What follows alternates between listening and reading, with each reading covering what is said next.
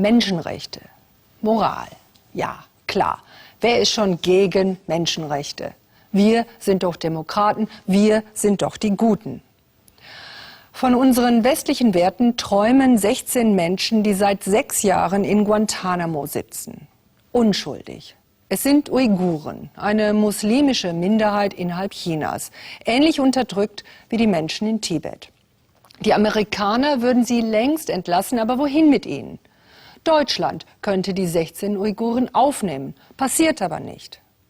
Monika Wagner und Ralf Hötte über die unnötige Leidensgeschichte der Guantanamo 16. Das US-Gefangenenlager in Guantanamo. Seit Jahren sind hier auch völlig unschuldige Menschen eingesperrt. Sie haben keine Chance auf einen rechtsstaatlichen Prozess. Bei offiziellen Führungen bekommt sie niemand zu Gesicht. Nur manchmal schreien sie ihre Verzweiflung heraus.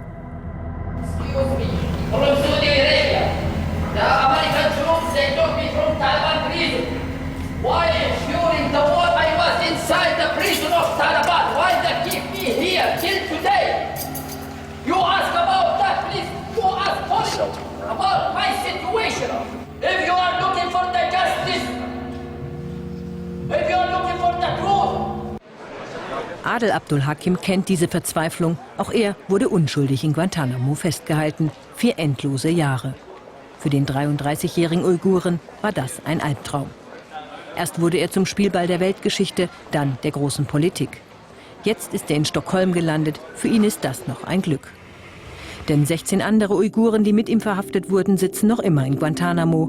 Obwohl das US-Verteidigungsministerium längst eingeräumt hat, auch sie könnten gehen. Wanderarbeiter wie Adel, seit 2,5 Jahren wissen die US-Behörden, dass sie unschuldig sind. Doch in die USA darf kein Guantanamo-Häftling einreisen. Sie könnten frei sein, wenn ein anderes Land bereit wäre, sie aufzunehmen. Deutschland könnte so ein Land sein, denn hier in München lebt mit 500 Mitgliedern die größte und älteste uigurische Gemeinde in ganz Europa. Die Menschen sind gut integriert. Es gibt 12 uigurische Betriebe. Die meisten Kinder besuchen das Gymnasium.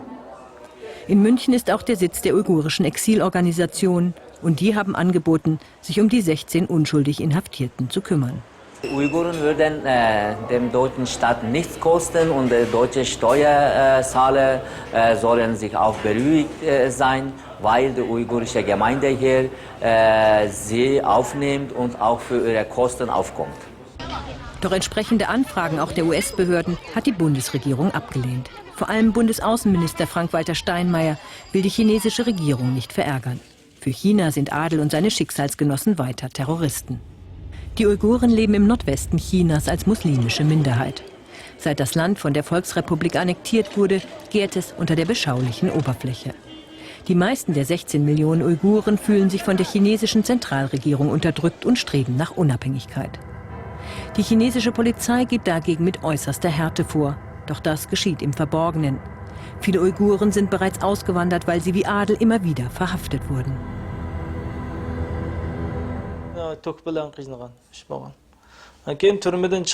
Immer wieder wurde ich bei den Verhaftungen mit Elektroschocks gefoltert.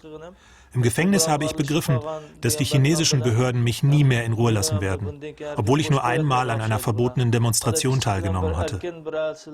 Für mich war in meinem Land kein normales Leben mehr möglich. Da habe ich angefangen, meine Flucht zu planen. Adels Flucht begann in seiner Heimatstadt Gulja. Er reiste über Kirgisien und Pakistan nach Afghanistan, immer auf der Suche nach Arbeit. In Afghanistan traf er andere Uiguren und arbeitete mit ihnen in einem Dorf. Die Amerikaner hielten das Dorf für einen Al-Qaida-Stützpunkt und bombardierten es. Adel flüchtete mit den anderen zurück nach Pakistan. Als Afghanistan bombardiert wurde, sind wir über die Berge nach Pakistan geflohen. Dort haben uns die Menschen empfangen und gesagt, wir begleiten euch dahin, wohin ihr möchtet. Und damit haben sie uns reingelegt. Nach einigen Tagen haben sie uns an die pakistanische Armee übergeben. Die Pakistaner verkauften die Uiguren für je $5.000 Kopfgeld an die US-Armee und die brachte sie nach Guantanamo. Dort verschwanden sie für viele Jahre in 1,70 Meter langen Käfigen. Adels Frau und seine 3 Kinder dachten jahrelang, er wäre tot. Es dauerte 4 Jahre, bis die Amerikaner zugaben, die Falschen eingesperrt zu haben. Doch weil ihnen in China Verhaftung und Folter drohen und die USA ja strikt ablehnten, sie einreisen zu lassen, baten sie andere Länder. Nur Albanien, eines der ärmsten Länder Europas, war bereit, 5 von ihnen aufzunehmen, trotz heftiger chinesischer Proteste. Adel hatte das Glück, einer von ihnen zu sein. Inzwischen ist er weiter nach Schweden gereist, zur Familie seiner Schwester. Die anderen 16 Uiguren sitzen weiter in Guantánamo, seit nunmehr 6,5 Jahren, unter schwierigsten Haftbedingungen. Man hat ja eine Vorstellung davon, was Guantánamo ist, bevor man dorthin kommt. Aber es ist nichts gegen das, was man dann tatsächlich erlebt. Man kann buchstäblich die Verzweiflung auf dem Gesicht seiner Mandanten sehen, an ihren Gesichtern ablesen, dass sie 6 Jahre eingesperrt sind. Im Moment werden die Uiguren in Isolationshaft gehalten, 22 Stunden am Tag, in der sie praktisch keine Möglichkeit haben, miteinander zu kommunizieren. Steinmeier ist die Rücksicht gegenüber China offenbar wichtiger. Der Außenminister achtet stets darauf, die wirtschaftliche Großmacht China nicht zu verprellen. Der Menschenrechtsbeauftragte der Bundesregierung sieht das anders. Ich plädiere ganz klar dafür, diesen unschuldigen Menschen zu helfen und hier sich auch über die chinesischen Bedenken hinwegzusetzen. Das wäre auch ein Zeichen, dass wir uns ganz praktisch um Dinge kümmern, wenn es um Menschenrechtspolitik geht. Im Monitor will sich Steinmeier dazu nicht äußern. Ein Interview lehnt der Bundesaußenminister ab. Unsere schriftliche Anfrage lässt er vom Presse- und Informationsamt der Bundesregierung beantworten. Für die Aufnahme der Guantánamo-Uiguren fühlt man sich nicht zuständig. Soweit eine Aufnahme in den Heimatländern der Betroffenen nicht in Betracht kommt, wie dies bei den Uiguren der Fall ist, liegt die humanitäre Verantwortung für die Lösung der durch die Inhaftierung der Personen entstandenen Situation bei den USA. Eine solche Haltung stößt selbst in Steinmeiers eigener Partei auf Unverständnis. Christoph Stresser ist Sprecher der SPD-Bundestagsfraktion für Menschenrechte.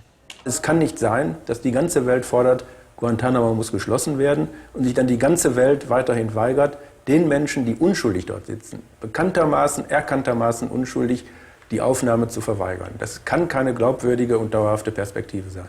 Wenn China erstmal das Gefühl hat, dass es anderen Regierungen ihre politischen Entscheidungen diktieren kann, indem es moralische Werte und internationale Menschenrechtsstandards untergräbt, dann sind wir wirklich am Ende angekommen. Das ist etwas, dem sollte jeder Politiker, der in der Verantwortung steht, widerstehen. Man darf Menschenrechte nicht auf dem Altar möglicher finanzieller Geschäfte mit einem großen Partner wie China opfern.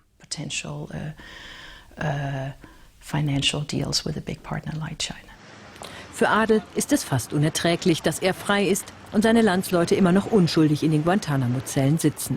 Als der chinesische Geheimdienst die Uiguren in Guantánamo vernommen hatte, hatte Adel es schon geahnt. Damals haben die Chinesen es ja schon zu uns gesagt.